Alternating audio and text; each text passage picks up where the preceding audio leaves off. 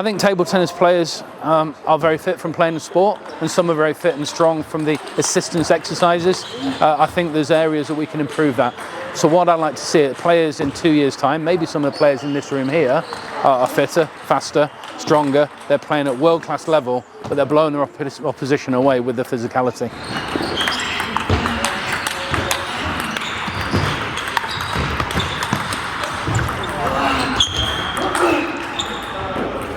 Well, there's a few things that are precursors to success in sport. You need to train at the right intensity, you need to train consistently, you need to train frequently. And the physical condition underpins all of that. So really exciting partnership. It's based on strength and conditioning, research and development, and ultimately supporting our system to become world class. It will be starting to change the culture from not just going on the table training, but also 2 or 3 times a week getting in the gym, moving some metal, as they say. But essentially it will be strength exercises to build the robustness, particularly around the core and the legs and the arm speed, and then it will be about increasing their VO2 max so they can go on for longer and they don't get as tired, so they can train harder. And then it's about injury prevention as well. So there's a lot of common injuries that happen in table tennis, particularly around your shoulder, your knees, your hips, and the research that we're going to work together on is about how we stop some of those injuries we've got. So there's a variety of support that we're going to put into the programme from Sheffield Hallam. The core and at the centre is physical conditioning, strength and conditioning. We want to help table tennis players be more athletic, be stronger, more physical, be able to have better endurance and break down a little less. I think the profile of sport, that's really important, and I think also the profile of the general table tennis athlete, that's a big opportunity. And so that's the first piece.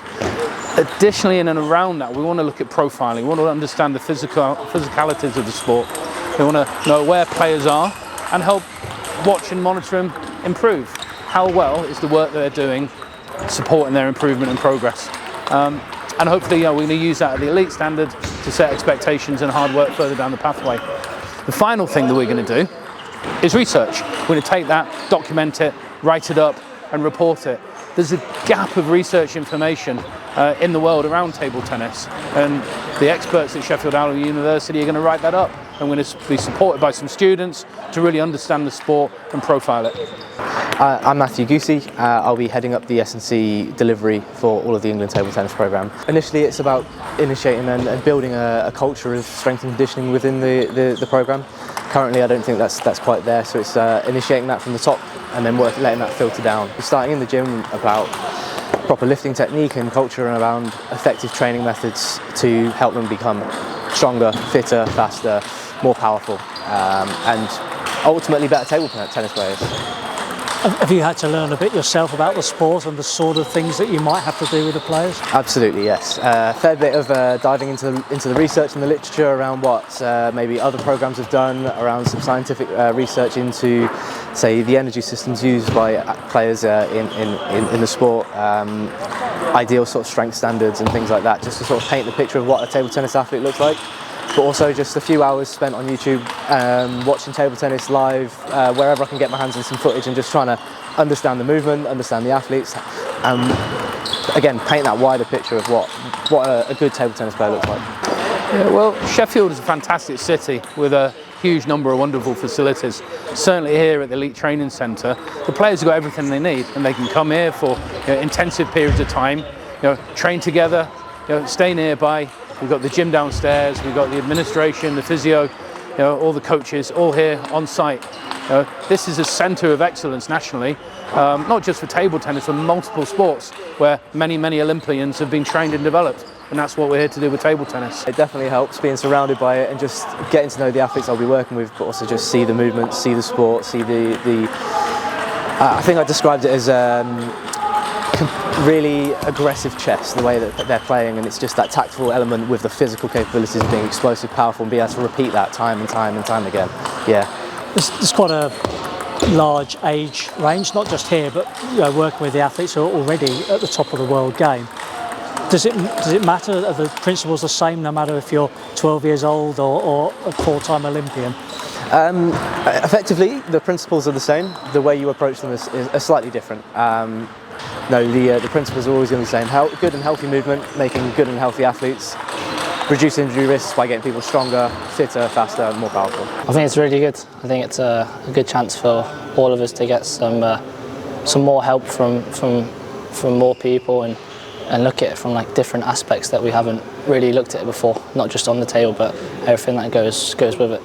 Table tennis is not just about the training that you do on the table, but also off the table. So for example, strength and conditioning, it's a vital part of being a table tennis player because you need to get strong and fit and to stop having injuries. It was 10, maybe 12 years ago that we started working with Dave Hemborough, who is the S&C practitioner we're going to be working with, and he did an amazing job 12 years ago.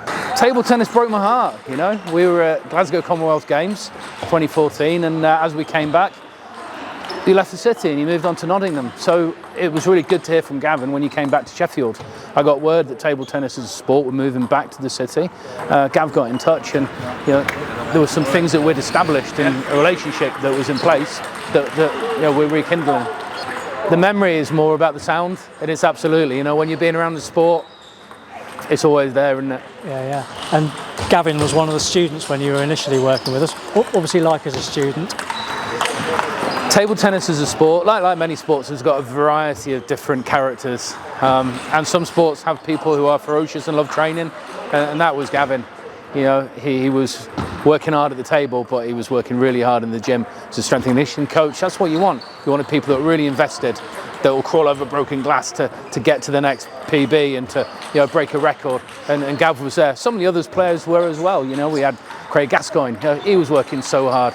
We had Danny Reid. You know, so we had the previous era of players that have probably moved into other things now, really working hard, and they had a real strong precedent for good, hard work away from the table, and that's what we want to develop again.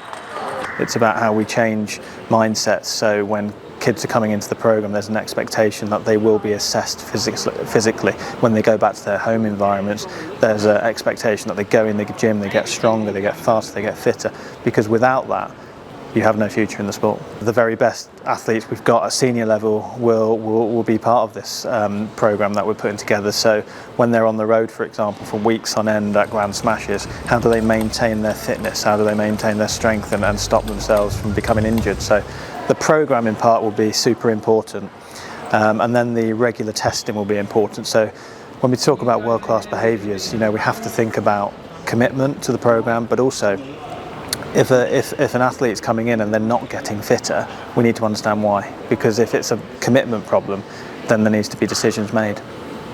What does it look like to improve? How might that feel? Okay, so here we are, grand arm interview. What does strength mean to you, my friend? Improving our muscles. Improving our muscles. Great answer.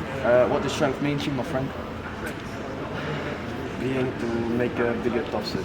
Bigger topspin, I like it. Here we have Kingan, yeah? Kingan, what does strength mean to you, my friend? Bombing pools past each other. Bombing balls past it. I like that answer. Thank you very much. We're really excited at Sheffield Hallam to support the sport, to work with Gavin, the coaches and the players, and I think we can do some great things.